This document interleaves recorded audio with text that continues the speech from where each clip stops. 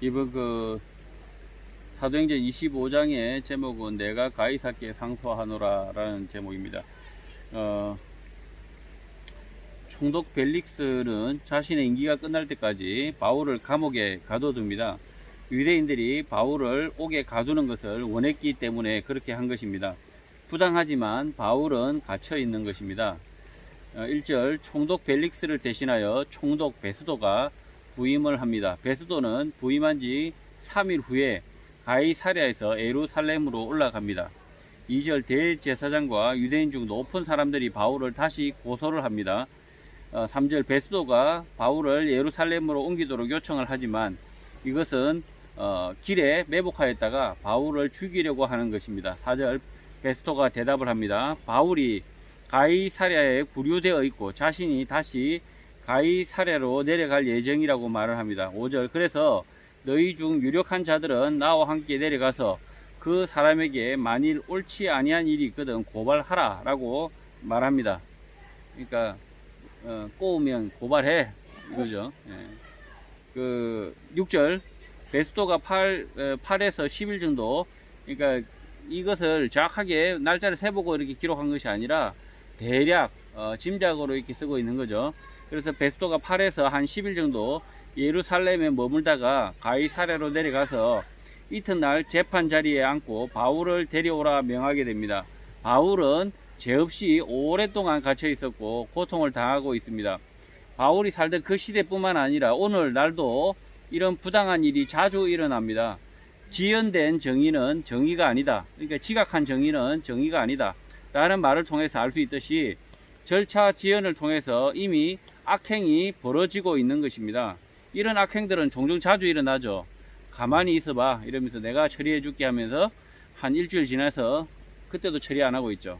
이것은 하나님이 아주 싫어하는 악행입니다. 악행. 이미 그러니까 자신은 정당하게 그것을 지연하고 있을 뿐이다 라고 생각할 수 있겠지만 이렇게 지연하고 이렇게 내버려둬서 사람을 고통당하게 하는 것, 이것 자체가 악행이라는 거죠. 7절 바울이 나오자 예루살렘에서 내려온 유대인들이 둘러서서 여러가지 중대한 사건으로 고발하지만 증거를 대지 못합니다. 성전을 모독하고 율법을 폐하도록 선동했다라고 말하지만 성전을 모독한 증거가 없고 율법을 폐하라고 말한 사실이 없는 것입니다. 바울이 성전 기물을 때려 부수고 율법을 찢는 등의 행위를 했다면 아마도 합당한 벌을 받았을 것입니다. 그러나 그런 일은 없었습니다. 그러니까 만약에 바울이 성전을 진짜 모독하기 위해서 침을 뱉었다 그러면 침뱉었다는 보한 사람이 있었겠죠. 그런데 지금 바울이 그러한 악행을 한 경우가 없었다는 거죠. 8절 바울이 변명을 합니다. 바울 자신은 유대인의 율법이나 성전이나 가이사에게나 도무지 죄를 범하지 아니하였다라고 말합니다. 바울은 예루살렘 성전의 결례를 따를 필요가 없었지만 율법의 결례를 따른 것입니다. 오늘 교회에서 묵상, 찬송, 기도 등 순서를 따라 예배를 드려야 한다라고 만약에 규정하고 있다면 그 규정을 따랐다는 식입니다. 9절 그러나 베스도가 유대인의 마음을 얻기 위하여 바울에게 묻습니다. 내가 예루살렘으로 올라가 이 사건에 대하여 내 앞에서 신문을 받겠느냐라는 것입니다. 10절 바울이 답을 합니다. 가이사의 재판 자리에 앞에 섰으니 마땅히 거기서 신문을 받을 것이다 라고 말합니다.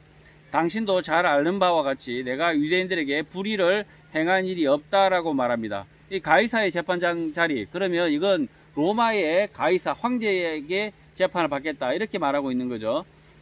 지금 그 바울이 말하고 있는 재판은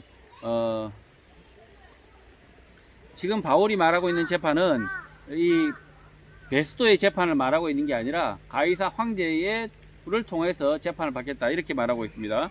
11절 만일 바울 자신이 불의를 행하며 무슨 죽을 죄를 지었으면 죽기를 사양하지 않겠지만 만일 이 사람들이 나를 고발하는 것이 다 사실이 아니면 아무도 나를 그들에게 내줄 수 없다. 그러니 나는 로마 황제 가이사에게 상소한다 라고 말합니다. 바울은 예루살렘으로 보내려고 하는 베스도의 심중을 간파한 것 같습니다. 베스도는 예루살렘으로 이송 도중에 바울이 암살당하면 골칫덩어리 해결이라고 생각한 듯 합니다. 이러한 제안을 바울이 받지 않은 것입니다. 그러니까 예루살렘으로 가서 재판하겠다 하면서 이렇게 바울을 데려가는 척하고 있는데 중간에 바울을 죽이려고 하는 암살자들이 중간에 튀어나오면 바울을 내버려 두고 에라 모르겠다 도망가 버리겠다 이거죠. 그래서 죽었네 이렇게 하려고 하는 거죠. 12절 베스도가 배석자들과 상의하고 내가 가이사에게 상소하였으니 가이사에게 갈 것이다 라고 판결을 합니다. 가이사는 그 황제를 말합니다. 베스도는 바울이 로마 시민이라 죽이지도 못하고 그러니까 살리지도 못하고 풀어주지도 못하고 어쩔 수 없이 상소를 받아들인 것입니다. 13절 수일 후에 아그리빠 왕과 버니게가 베스도에게 문안하러 가이사랴에 옵니다. 아그리빠 왕은 헤롯 아그리빠 2세로 친누이 버니게와 동거하는 매우 부도덕한 관계를 맺고 있는 것입니다. 그 유대인의 왕이죠. 이스라엘 그 지역 왕 지역 왕으로 아그리빠 2세를 헤롯 아그리빠 헤롯 그 가문이죠. 헤롯 가문의 그 아그리빠 2세를 왕으로 이렇게 그 분봉왕이죠. 분봉왕. 그런데 이 분봉왕이 얼마나 골 때리냐면 지금 데려오고 온 여자가 친누인데 버니게 이렇게 그때 당시에도 저게 뭐 하는 짓이냐 이렇게 비난받는 그 지경이라는 거죠. 자 14절 이 아그리빠가 여러 날을 가이사랴에 머물게 되는데 베스도가 바울의 일을 왕에게 말을 합니다.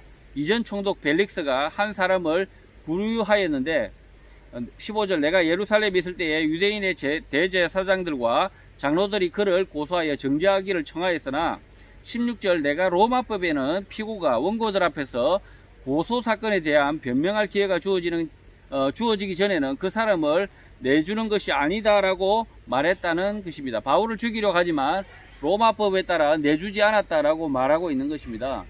지금 우리나라도 그렇게 하고 있죠. 파면을 했어요. 어떤 직장에 그 사람을 파면했는데 그 사람에게 변명할 기회를 주지 않는다. 소명 기회를 주지 않고 파면해버리면 위법이라고 그러죠. 마찬가지입니다. 이때 당시에도 로마법에 피고가 변명을 할 소명 기회를 주지 않으면 재판할 기회를 주지 않으면 위법이다 해서 무효가 되는 거죠. 17절 그런데 그들이 나와 함께 가이사랴까지 매미까지 지금 방해를 하고 있네. 자 그럼에도 불구하고 그냥 짧게 하겠습니다. 17절 그런데 그들이 나와 함께 가이사랴까지 쫓아와 내가 지체하지 않고 이튿날 재판 자리에 앉아 바울을 데려와 재판하였으나 18절 원고들이 내가 짐작하던 것 같이 피고 바울의 악행의 혐의를 하나도 제시하지 못하였다는 것입니다. 그러니까 바울이 깍두기 하나 안 먹고 2개 먹었다 이런 이야기만 하고 있는 거죠. 내가 보니까 김치 안 먹고 깍두기만 먹어요 이런 소리를 하고 있으니까 지금 배수도가 총독이 볼 때 얼마나 어이가 없는 거죠. 깍두기를 2개를 먹든 3개를 먹든. 자 19절 그리고 오직 자기들의 종교와 또는 예수라 하는 이가 죽은 것을 살아있다고 바울이 주장하는 그 일에 관한 문제로 고발하는 것 뿐이다 라는 것입니다.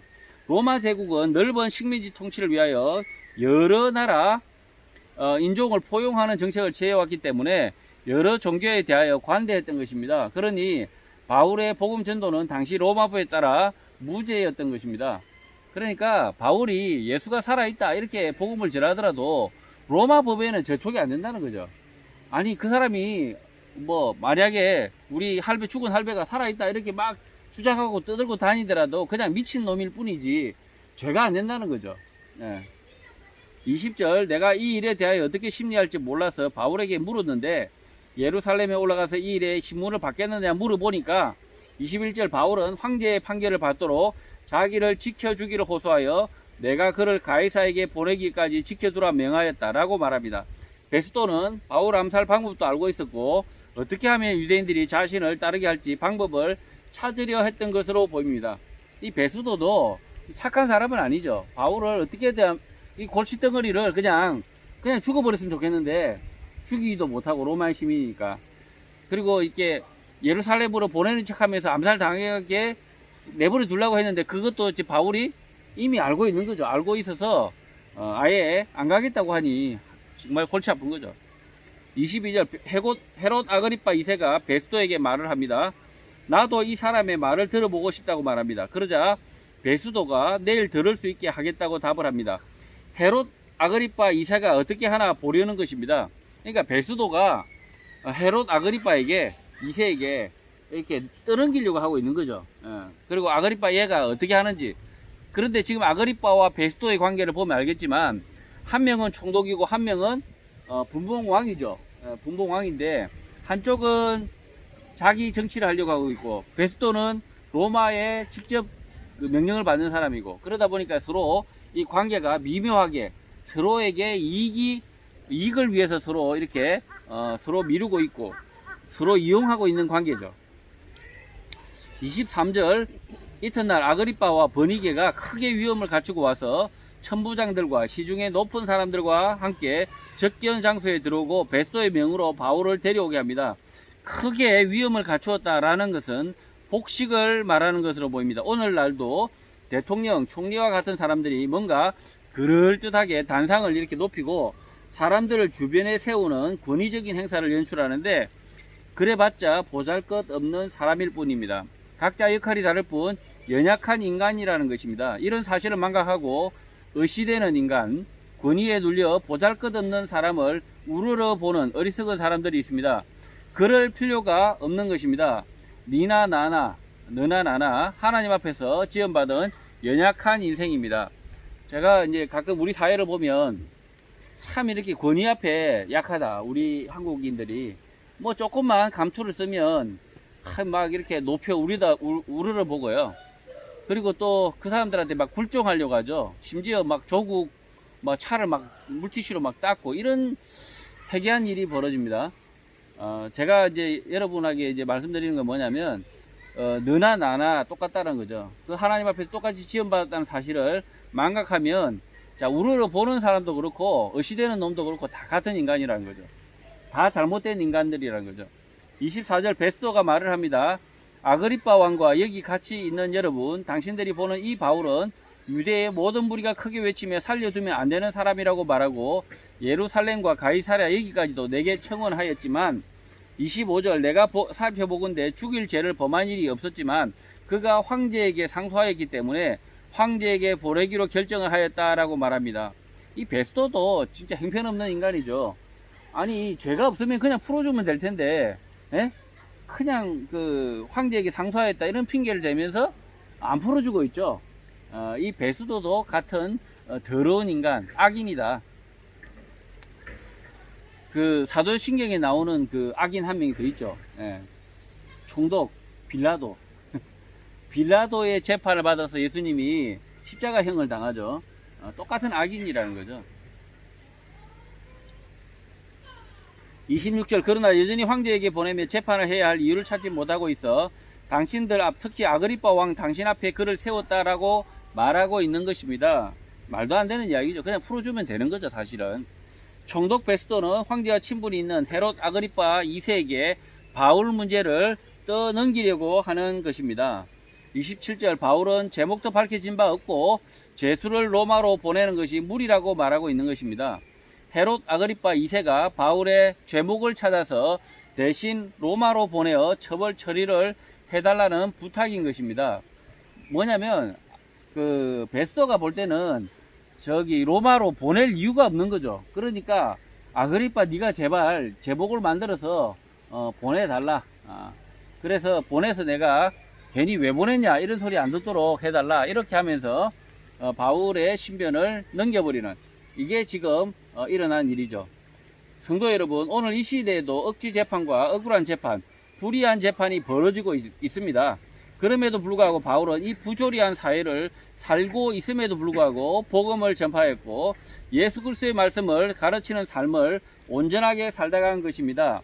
여러분도 불의한 세상을 살고 있다고 하더라도 불의를 온몸으로 겪고 살더라도 복음 전하고 예수 그리스도의 말씀을 쫓아 살고 그 말씀을 가르치는 일을 멈추지 않기를 주님의 이름으로 축복합니다.